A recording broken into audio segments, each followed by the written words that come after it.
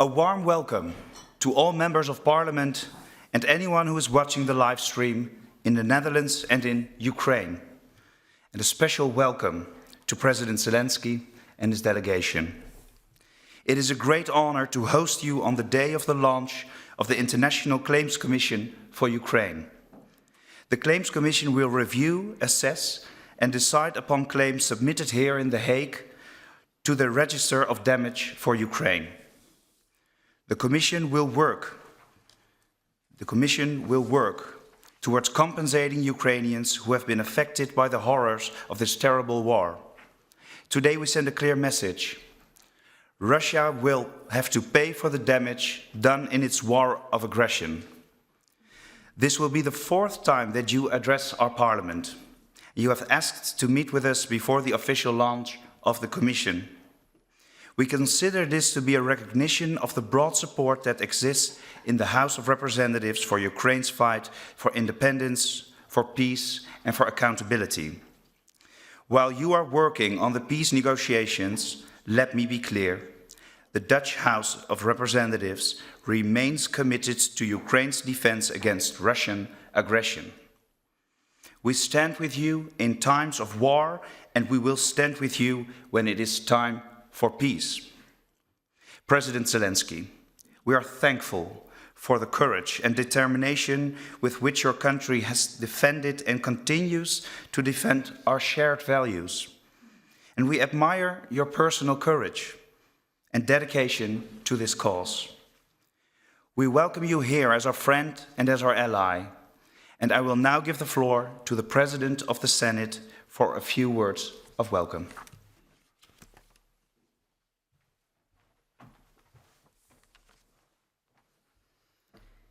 Dear Mr. President, dear members of the Ukrainian delegation, on behalf of the Dutch Senate, I'm also honored to welcome you here in The Hague.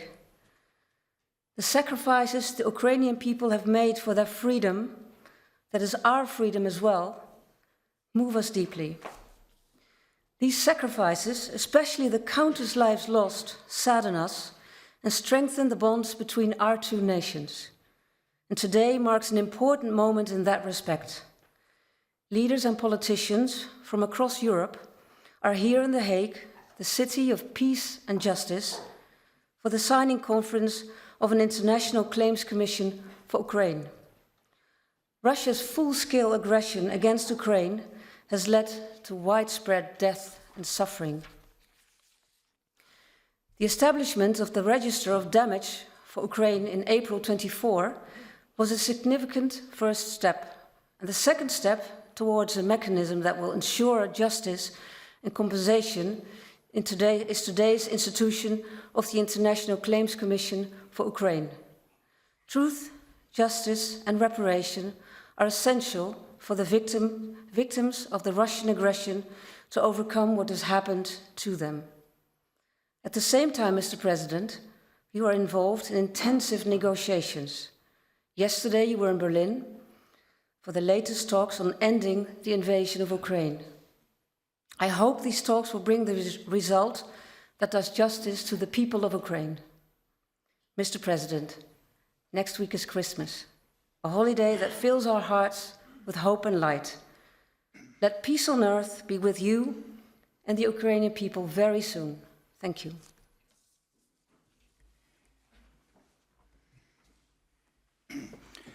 President Zelensky, you have the floor.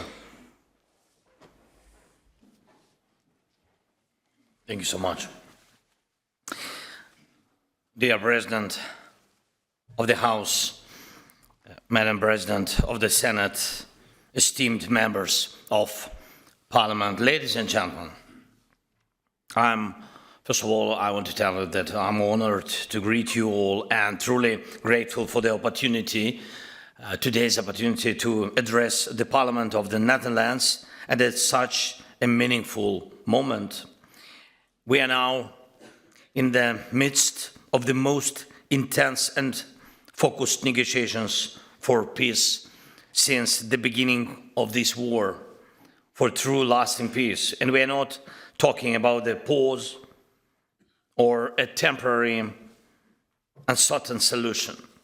We are working closely with partners to finally end this Russian war against Ukraine and through Ukraine against the very essence of life in Europe. And that's why now we need the same strong political support that we had at the beginning of this war. Back then, the future was shaped by our joint efforts in defense. Today, the future depends on our shared political positions and political decisions. They once needed to root out every cause of this war. The current Russian leader, and after him, all of his propagandists often use the term root causes of the war, as if there is something inevitable that forces Russia to keep fighting, and as if the reasons of Russia's wars were not inside Russia and not a part of its own nature, but instead located somewhere outside, somewhere in Ukraine, in Europe, in NATO, or elsewhere. They always blame others and always try to explain their wars through someone else's actions, as if the reason for their aggression is never in Moscow, but always in their neighbors. Let's look at Russia's history since 1991. From then until today, Russia has changed. It has been poor and rich. It has gone from oligarchy to dictatorship, but one thing has remained the same. It keeps bringing war and hatred. From Chechnya to the Balkans, from Moldova to Syria, from countries in Central Africa to Ukraine, Russia chooses conflict over peace. And Russians always say they're somehow not guilty, somehow. And someone else, not Russia, is always expected to make concessions so that Russia might stop spreading bloodshed.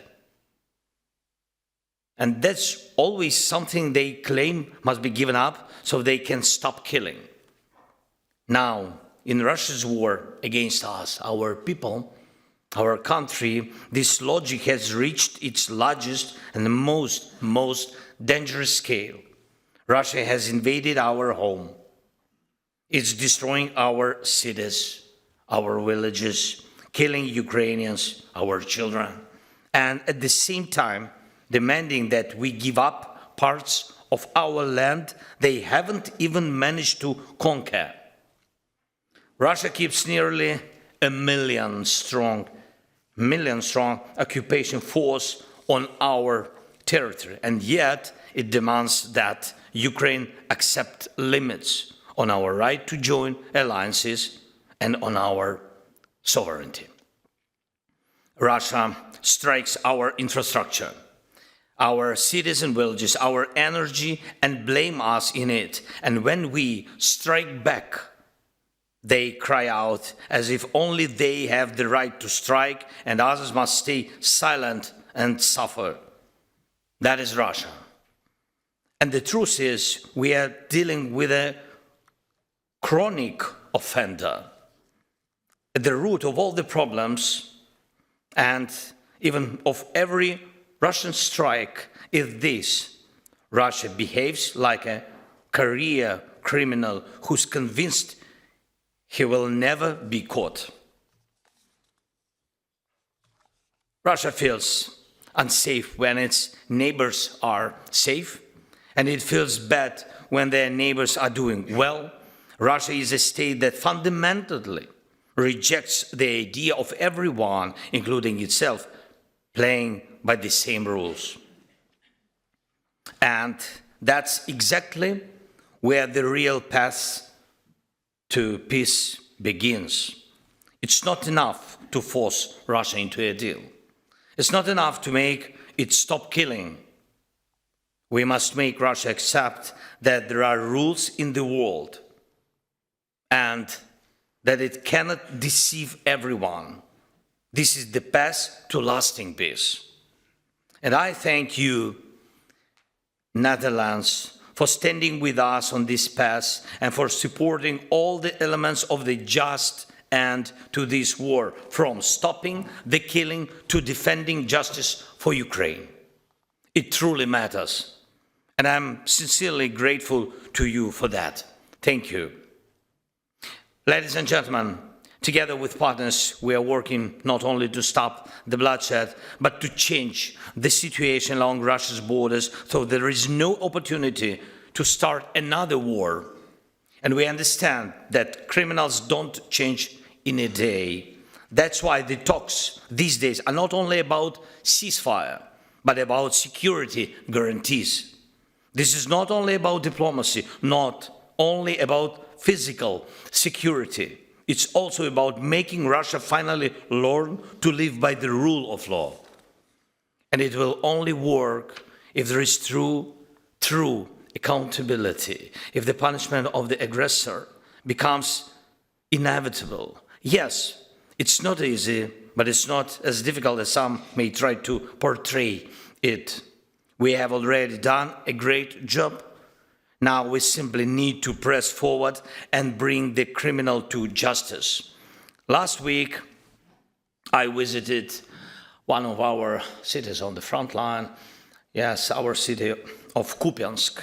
And it's a city in the eastern Ukraine, and the front line is now very really close to it. And Putin publicly lied, claiming that Russian forces had already taken the city. So I went to Kupiansk myself to show the world Putin is lying, to show only one thing, this.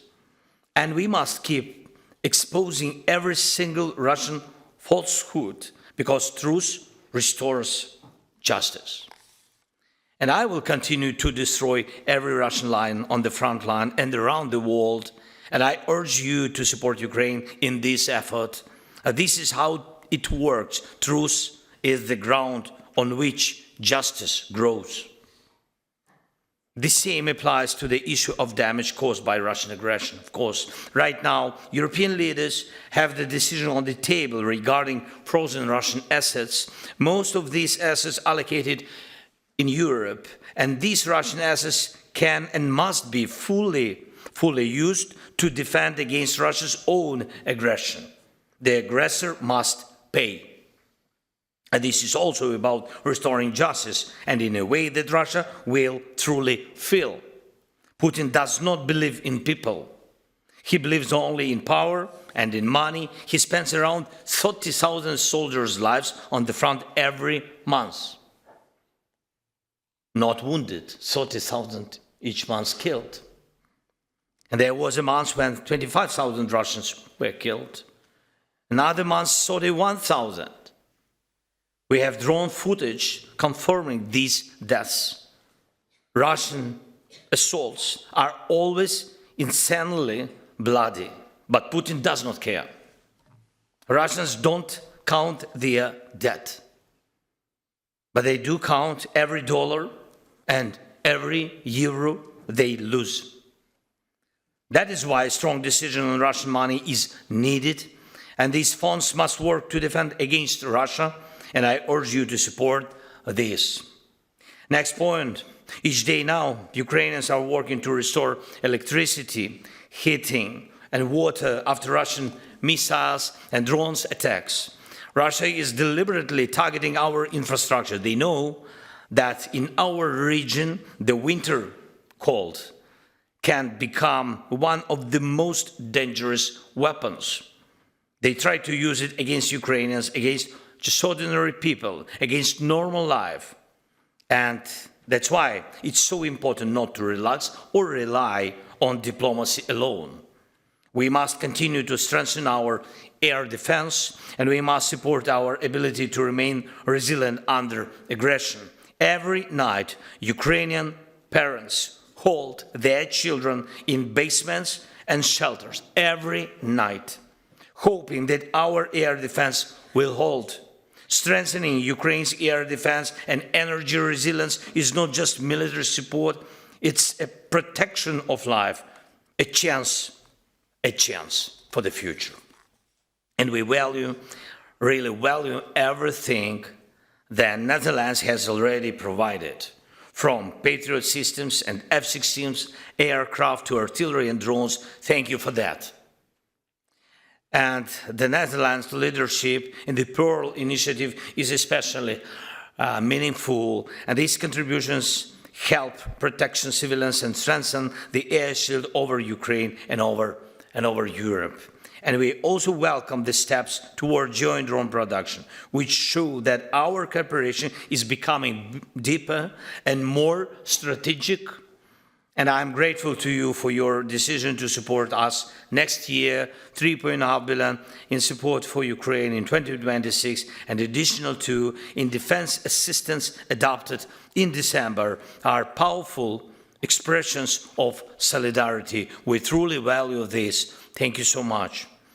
And every such act of solidarity proves one thing clearly: Russia's war will not become the norm, not now, not in the future.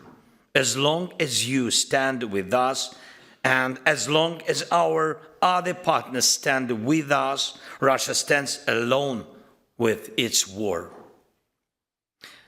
This Sunday and Monday in Berlin, we held really intensive talks with President Trump's team and with Steve Witkoff, Jared Kushner, others, members of the team, and we're working in a great detail on documents that could stop the war and guarantee security. This is very important. And every single detail matters. Why? Because not a single detail must become a reward for Russia's aggression. If the aggressor receives a reward, he starts to believe that war pays off. And that is why justice must be central to ending this war. Please support this approach. Justice must not be pushed to the margins of diplomacy. And there was too little justice for Moldova, it's true, too little. And for Syria, and for many, many other countries, those wars dragged on. And today the problems are so difficult to solve. And we must show through Ukraine that Europe and the United States of America are capable of delivering real results in securing peace. One more point. In this war, each of us carries something that we really cannot forgive. Many Ukrainian families have lost loved ones. And Russia has completely destroyed dozens of our cities and really hundreds of villages. Our people have suffered many humiliations. Thousands of Ukrainians have suffered through brutal captivity. And during this war, there is hardly a crime against humanity that Russia has not committed. Even the Netherlands sadly knows all too well that these are not just words. We do remember MH17, a terrible act of Russian murder followed by shameful lies that cannot simply be forgotten, and the people will not forget. And when the guns stay silent, when the drones stop killing, the law must still speak. Russian root causes should be returned to Russia, and it cannot be that war criminals travel freely across Europe or the world as if they were tourists. It cannot be that those who killed are suddenly treated as respectable partners. That is why sanctions matter. And that is why conventions and mechanisms of international justice exist and must work. Alongside diplomacy, defense support for Ukraine, support for our resilience, I ask you, please continue supporting efforts to ensure legal accountability for the aggressor.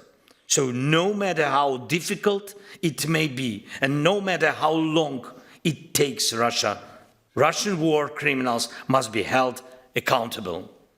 And the Russian state must be held responsible for the crime of aggression. The Netherlands is one of the key drivers behind the creation of a tribunal for the crime of aggression and real accountability for war criminals. And I believe you understand every emotion we have when it comes to justice, and thank you for that. With partners like you and with approaches like yours, with the principled stance you continue to show, we can achieve a truly lasting peace. Please use your influence to help make it happen. Thank you very much. Thanks, Netherlands. Thank you for invitation, dear ladies and gentlemen. And I truly hope that the next time I address your parliament, it will be with gratitude for a peace that has been achieved. Thank you. Slava Ukraini.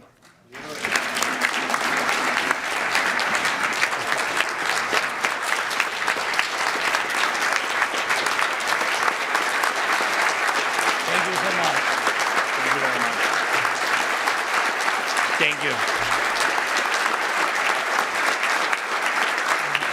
I can do it.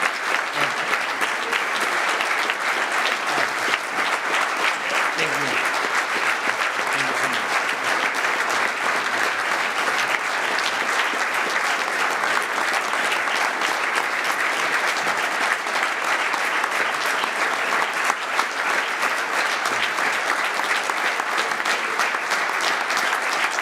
Thank you. Thank you, Mr. President. I now close this meeting. Thank you. Thank you so much.